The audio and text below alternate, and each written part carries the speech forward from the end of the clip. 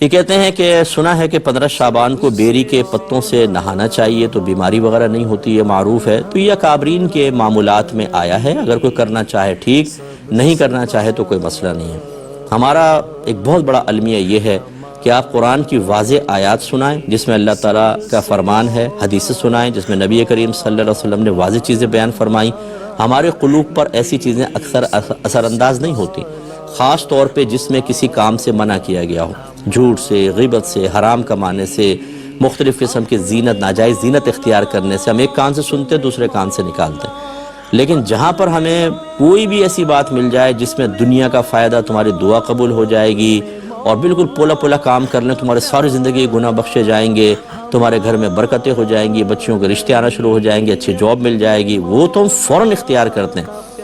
تو یہ ہمیں اپنی طبیعت کو بھی دیکھنا چاہیے کہ کیوں ہماری طبیعت ایسی ہو گئی کہ ایک عام آدمی کوئی بات لکھ دے تو ہمارا قلب اس کی طرف تیزی سے مائل ہوتا ہے، لیکن اللہ تبارک و تعالیٰ اس کے رسول کریم صلی اللہ علیہ وسلم کوئی بات بیان فرمائیں تو ہم بالکل بے پرواہی کے ساتھ معاملہ کرتے ہیں۔ اس کا مطلب ہے کہ ہمارے ایمان میں خرابی پیدا ہو گئی ہے، کمزوری پیدا ہو گئی ہے، خلل پیدا ہوا ہے، ہمارا تقوی متاثر ہو چکا ہے، اور یہ چیزیں باعث ہلاکت ہیں۔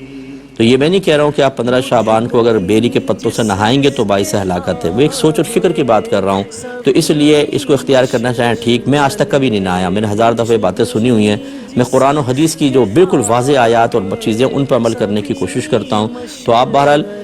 کرنا چاہیں ٹھیک، نہ کرنا چاہیں آپ عبادات کی طرف آئیں، بیری کے پتوں سے کوئی فرق نہیں پڑے گا، آپ نمازوں کی طرف آئیں، آپ اپنے گناہوں سے توبہ کی طرف آئیں، اس رات میں آپ قرآن پاک کی تلاوت کریں، اللہ کی طرف مائل ہوں، اپنی موت کو یاد کریں، تو یہ سب سے بیسٹ چیزیں ہوتی ہیں۔